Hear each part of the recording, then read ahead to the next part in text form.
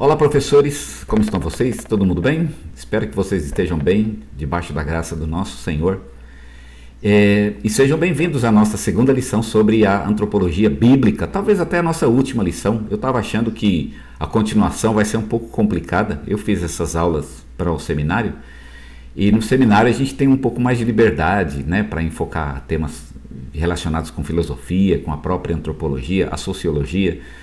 Mas eu creio que na igreja o que importa realmente é aquilo que está relacionado com a Bíblia. Então, provavelmente a gente vai fechar por aqui o nosso trabalho sobre a antropologia, e na próxima semana a gente começa a falar sobre a questão do pecado. E é importante, e tem a ver inclusive com a constituição do homem, porque é impossível entender o homem sem entender o pecado. Uma coisa é a maneira como Deus criou o homem original, né?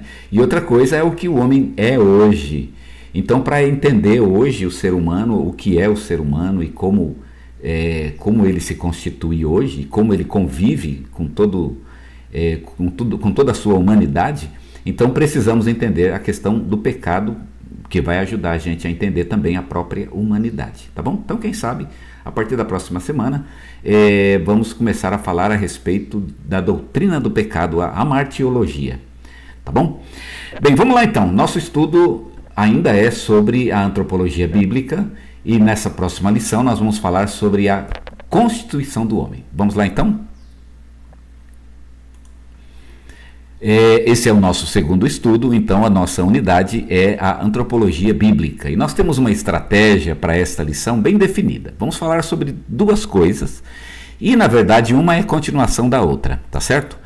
A nossa proposta maior é falar sobre a constituição do homem, do que o homem é feito afinal, né? E nós vamos falar então da parte física do homem e da sua parte espiritual. E essa questão ela vai desembocar numa questão um pouco mais teológica, que é a questão da dicotomia ou da tricotomia. Vejam que eu coloco aqui dicotomia ou tricotomia. Por quê? Porque são alternativas. Alguns estudiosos da Bíblia são dicotômicos e outros são tricotômicos, e nós vamos falar a respeito disso, o que significa isso e o que isso tem a ver com a constituição do homem. Tá joia? De modo geral, então, essas são as duas partes da nossa lição, tá bom? Vamos falar primeiro da constituição do homem. O que é o homem? O homem ele é formado de duas partes. Sem entrar no mérito, né, de se a alma e o espírito são diferentes, por enquanto ainda não vamos falar sobre isso. O que é um fato é que o homem tem uma parte visível, ele tem um corpo, tá certo? E ele tem uma parte que a gente diria que é uma parte invisível, uma parte interior, que é a sua alma ou o seu espírito, como o queira chamar, não é? O corpo, então, nós temos alguns textos, né? A criação do corpo humano e da sua própria alma, inclusive, lá em Gênesis capítulo 2, versículo 7. E depois também um texto lá em capítulo 4, verso 7 de 2 Coríntios. Eu quero destacar aqui, a gente vai mostrar com esses dois textos, de Gênesis e de 2 Coríntios, que o corpo é a parte menos importante do homem, tá certo? E quem disse que o corpo é a parte menos importante do homem, não fui eu. Alguém pode questionar, mas vai estar falando mal do corpo. Não é que a gente vai falar mal, ninguém pode falar mal, o corpo é incrível, né? A gente já falou isso várias vezes. Mas em comparação ao espírito, ou à sua alma, o corpo ele é menos importante. E nós vamos discutir essa questão da menor importância exatamente por causa da questão do fato do corpo ter sido feito de barro. Só o fato dele ter sido feito do pó da terra já mostra que o homem, nesse aspecto, não é o aspecto mais importante, tá bom? Mas quem diz isso não sou eu, quem diz isso é a Bíblia. Lá em João capítulo 6, versículo 63, Jesus disse com todas as letras, ele fala, a carne para nada aproveita. Nesse mesmo versículo ele tinha dito, na frase anterior, que o espírito, na verdade, é o que importa. A carne para nada aproveita. O que Jesus quer dizer com isso?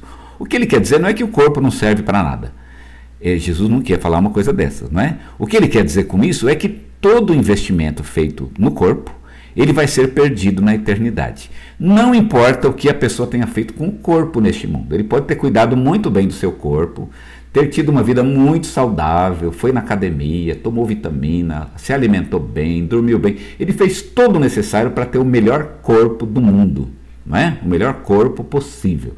Isso é uma coisa muito boa, não estamos desvalorizando isso, tá certo? Mas o que Jesus quer dizer é que na eternidade esse investimento foi todo perdido, não é?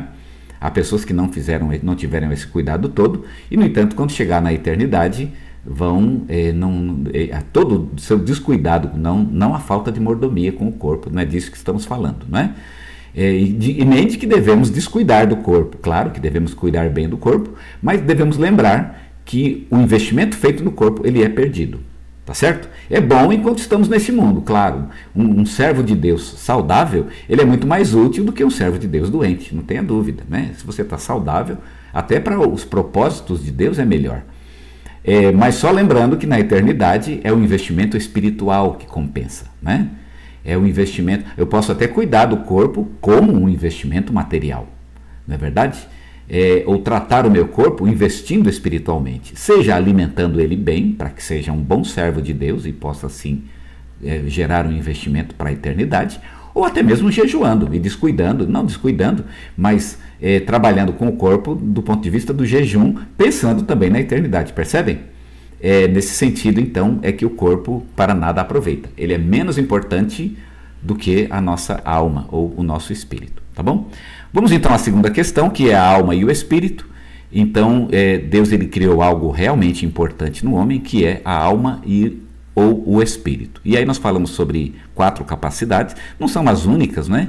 Mas são algumas das mais importantes capacidades especificamente humanas e da alma humana, e é especificamente humana porque o animal não tem essas capacidades. Primeiro, a capacidade moral. O homem pode escolher o bem e rejeitar o mal. É uma capacidade que Deus deu para o homem, de o homem saber o que é o bem e escolher o bem. De maneira que se ele escolher o mal, ele sabe que está escolhendo o mal, porque ele sabe o que é o bem. A capacidade de saber o que é o bem é uma capacidade moral específica do ser humano. Uma segunda capacidade é o trabalho. Só o homem consegue transformar a natureza. Um animal não tem essa capacidade. Um animal não transforma, né? Uma floresta, se você deixar os animais lá, ela fica do mesmo jeito a vida inteira. Mas coloca o ser humano lá. O ser humano chega lá, daqui a pouco não tem mais floresta, né? O rio está poluído. No mínimo, onde o ser humano passou, o chão é batido. No mínimo.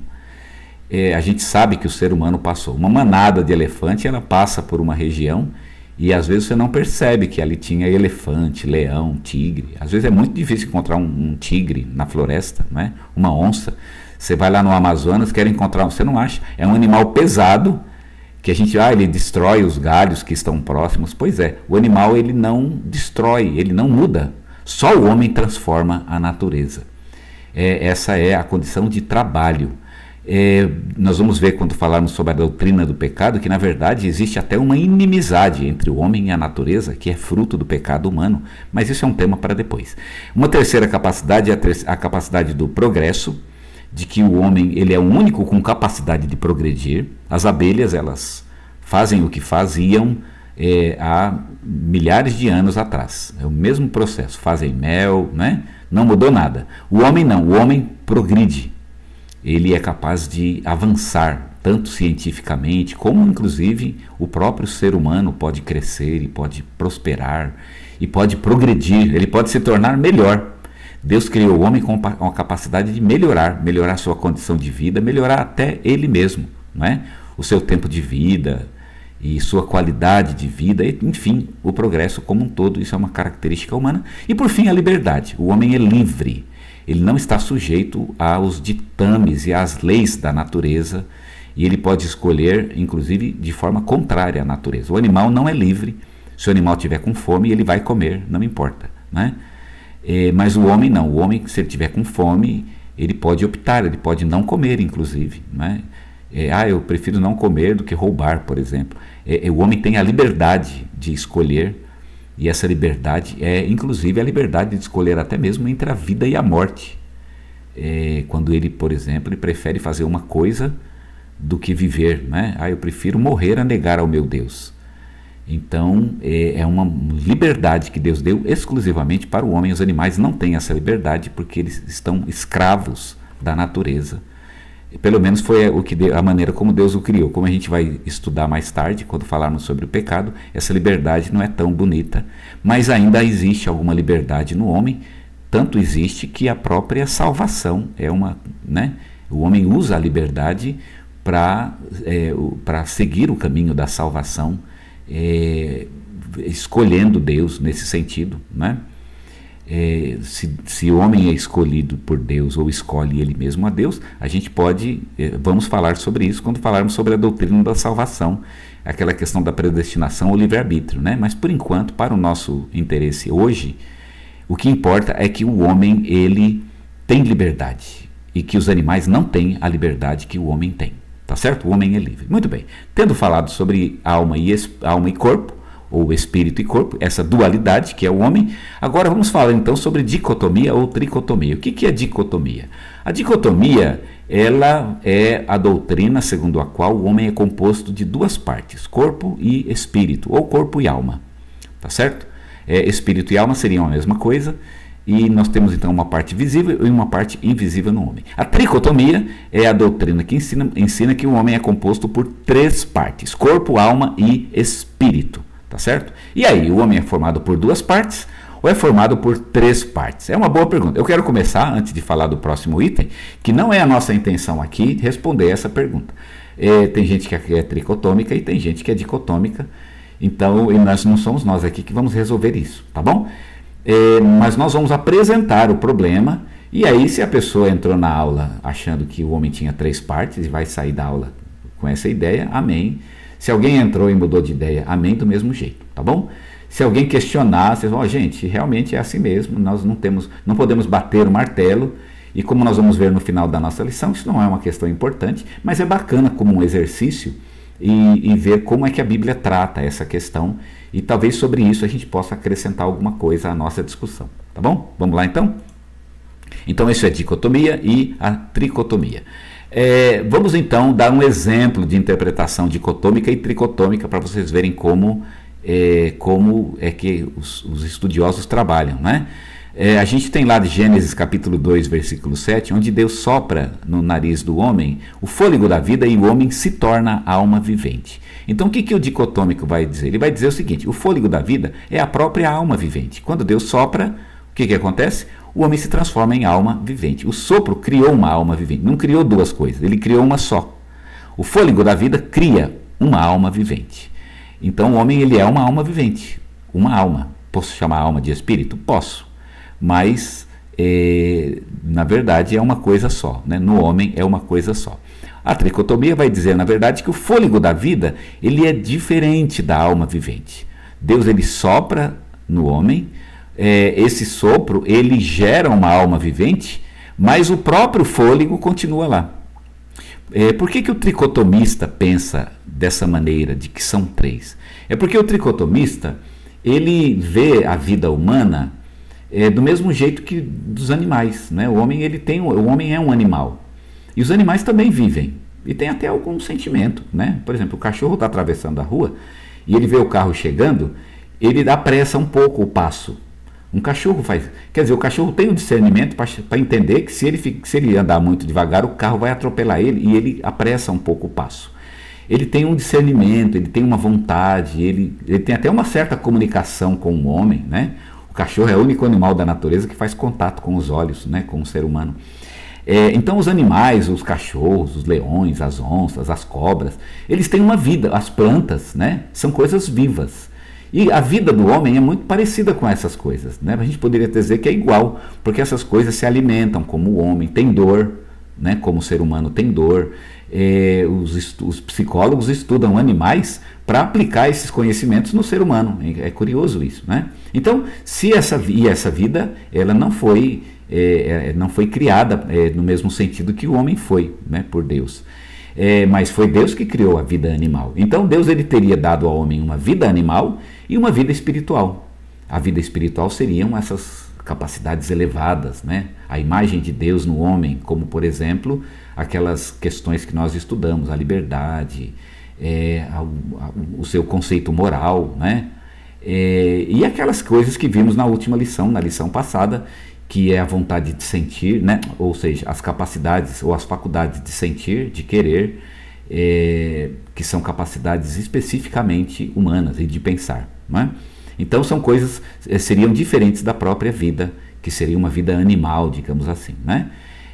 O tricotomista acha que não, que na verdade a vida humana ela é diferente mesmo do animal, não é a mesma vida. Tanto que o animal morre e acaba, e a vida humana não acaba, ela continua. Por quê? Porque a vida humana ela é de qualidade diferente do animal, percebem? Então é uma discussão interessante, não sei onde vai dar essa discussão, mas vamos ver se a gente consegue então discuti-la, tá bom? Então tá aí, o fôlego da vida é diferente, portanto, da alma vivente para o tricotomista, ok? Quando Deus sopra no homem, o homem ele se torna uma alma vivente, mas o fôlego da vida é uma outra coisa, tá bom? Então, tá aí duas interpretações, quem tá certo, não sei, aí você vai ter que discutir lá com seus alunos, tá bom? Vamos numa abordagem então mais séria, tá bom? Sem pensar, porque parece uma brincadeira, né? Uma maneira só de travar o nosso pensamento, mas vamos ver uma abordagem um pouco mais consistente. Na Bíblia existem duas palavras, não são as duas únicas, a palavra coração, por exemplo, não entra aqui nessa questão, mas existem de fato duas palavras na Bíblia, uma para descrever alma e outra para descrever espírito. Vamos dar a mão à palmatória, as palavras são diferentes mesmo, isso é fato. A psique, ou a alma, ela é a vida interior em relação ao mundo. E o pneuma, o espírito, é a vida interior em relação a Deus. Então olha que interessante, realmente você tem mesmo duas palavras, tá? O dicotomista até ele tem que reconhecer isso. A Bíblia usa sim duas palavras, uma para alma e outra para espírito. A alma é o homem numa vida mais relacionada à questão da sua humanidade, e espírito é uma palavra mais relacionada com Deus e com as coisas relacionadas a Deus, digamos, é a vida espiritual do homem, tá bom? De fato existe isso. E pensando nisso, vamos pensar, ou vamos usar um segundo exemplo de interpretação, que é Hebreus 4:12. O dicotômico vai dizer o seguinte: a palavra ali que fala que a palavra de Deus ela é uma espada que penetra até a divisão da alma e do espírito. Então o dicotômico vai dizer o seguinte: o que o texto está dizendo é que a palavra de Deus ela é profunda. Ela penetra tão profundamente no ser humano que ela gera um discernimento entre a vida humana e a vida espiritual que é voltada para Deus. Tá certo? Para um dicotômico, esse texto está dizendo o seguinte: aonde termina a minha relação com a vida humana, essa vida que eu tenho, o animal, e começa a minha relação com Deus, a minha vida espiritual, o meu pneuma. Então a palavra de Deus ela é tão profunda e ela vai tão profundamente que ela consegue fazer esse julgamento, esse discernimento. E aí eu entendo, eu acho bonita essa interpretação, né? Eu entendo aonde termina a minha vida humana e começa a dependência de Deus. Uma vida que não está relacionada com a comida, por exemplo. Quando Jesus fala, não só de pão viverá o homem, mas da palavra de Deus. Ou seja, aonde eu uso a palavra de Deus agora para o mesmo sentido que eu como a comida material. Mas se eu não comer a comida material, eu vou morrer. A palavra de Deus não alimenta o estômago. Pois é, a palavra de Deus ela vai tão fundo que eu começo a discernir e entender essas questões. Percebe? Para eu entender minha própria vida, o limite, a fronteira entre o Deus e a própria humanidade na minha própria vida. Essa é uma interpretação dicotômica, vejam. Mais uma interpretação tricotômica, talvez não tão bonita como essa, não é? Mas também interessante, ela vai dizer o seguinte, que existe um ponto de divisão. A palavra de Deus, ela penetra até o ponto da divisão, de maneira que existem mesmo duas partes reais no ser humano. Existe uma alma e existe um espírito. Então, a alma e o espírito seriam realmente duas partes do ser humano, e que a palavra de Deus, então, ela penetra e faz essa divisão, né? Da alma, ela penetra até a divisão entre a alma e o espírito, tá certo? Não tem como saber, eu li inclusive um comentário, li hoje até um comentário sobre isso, eu achei bastante, tem até uma terceira que eu não vou falar para não complicar, mas é interessante a ideia e depende então da visão de cada pessoa, tá certo? Mas só para vocês terem uma ideia, a partir do psique e do pneuma, como que a gente interpreta então Hebreus 4:12, e aí a gente pode expor isso para os alunos para mostrar que realmente é uma questão, no final, só para entender que é complicado. Mas vamos tentar mudar o foco, né? Eu acho que a gente está numa coisa que não vai acabar, é uma discussão que não acaba nunca. Vamos mudar o foco. Vamos analisar a Bíblia como um todo, sem olhar para um texto em particular, porque talvez cada texto em particular ele vai exigir uma interpretação diferente. Vamos olhar para a Bíblia como um todo. Olhando para a Bíblia como um todo, a primeira coisa que a gente precisa entender é o seguinte: a ênfase da Bíblia nunca é que o homem tem uma alma ou que o homem é um espírito. O que a Bíblia vai dizer é que o homem ele é uma alma. Então não é como se o homem tivesse uma coisa dentro dele, né? O homem tem alma e tem espírito. Não, o homem é alma e o homem é espírito. Isso é muito importante. Mesmo que a gente seja um tricotômico, a gente tem que dizer o seguinte: não é que o tricotômico teria que admitir isso, de que o homem não tem corpo, não tem alma e não tem espírito. Isso não seria correto. O homem é corpo, é alma e é espírito, porque ele é uma unidade, é o que a gente vai aprender, né? O homem ele é uno com essas três coisas, tá certo? Corpo, alma e espírito. Tem gente que até vê nisso uma trindade, né? Uma imagem da trindade. Assim como Deus é trino, o homem também seria trino. Eu não sei, tá certo? De qualquer modo, assim como Deus não tem partes, o homem também não teria partes. Ele é as três coisas, tá certo? Se for tricotomista, tá certo? Se você for dicotomista, não tem esse problema. O homem ele é, portanto, a junção, o resultado de uma parte física e uma parte espiritual, tá bom? Muito bem, primeiro então é isso. A Bíblia não diz que o homem tem, mas que ele é uma alma. Em segundo lugar, alma e espírito na Bíblia são empregados no mesmo sentido e são usados indistintamente. E aqui nós temos um grande problema, e gente, é verdade. Eu coloquei até muito versículo lá para mostrar isso, para mostrar que realmente na Bíblia alma e espírito, essas duas palavras elas não têm um uso muito rígido. A Bíblia ela não usa rigidamente essas palavras, especificamente. A alma é só para isso, espírito só para aquilo. A Bíblia às vezes chama o homem de alma, às vezes chama de espírito, e parece que não tem critério. Então eu preciso levar isso em consideração, né? E qual é a terceira questão que eu preciso falar? E ela talvez vai responder por que a Bíblia não usa essas palavras de uma forma muito rígida.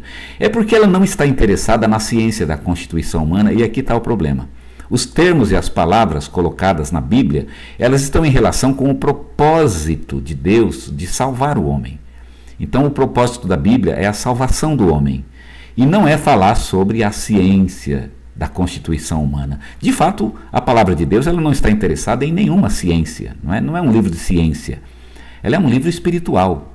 E portanto, as palavras na Bíblia elas são empregadas para propósitos espirituais. Então nós não temos uma ciência, a Bíblia não foi escrita para falar sobre constituição humana, apesar de ser esse o título da nossa lição, mas nós estudamos tudo isso só para falar que esse não é um interesse bíblico, na verdade, é uma questão secundária. Se você é tricotômico ou se você é dicotômico, isso não vai afetar na sua salvação, né? Não vai afetar na sua vida com Deus. Há grandes homens de Deus que são dicotômicos e que são tricotômicos. E portanto, isso não vai mudar em nada o nosso relacionamento com Deus e a nossa salvação, menos ainda. Portanto, essa é uma questão secundária, e o que é importante para a gente, então, é de que nós temos, então, de que tanto corpo como alma, ou tanto corpo, alma e espírito, eles precisam ser entregues a Deus e são instrumentos nas mãos de Deus, ok? Está aí, portanto, a nossa lição. Espero que vocês tenham compreendido, espero que não tenha ficado muito difícil, né? E que vocês consigam passar essas coisas para os seus alunos. É um pouco difícil a gente passar um texto, eu reconheço, e falar de duas interpretações diferentes do texto, né? Porque o pessoal é acostumado a mostrar o texto e falar o que ele significa. E é estranho você dar um texto e mostrar duas coisas e não tem um resultado final, mas é bacana, acho que é um bom exercício. E vocês vão fazer isso com sabedoria, tá bom? Gente, Deus abençoe vocês, que vocês fiquem firmes, deem uma ótima aula no domingo e que Deus abençoe muito a aula de vocês e abençoe também aos seus alunos através dessa aula, tá bom?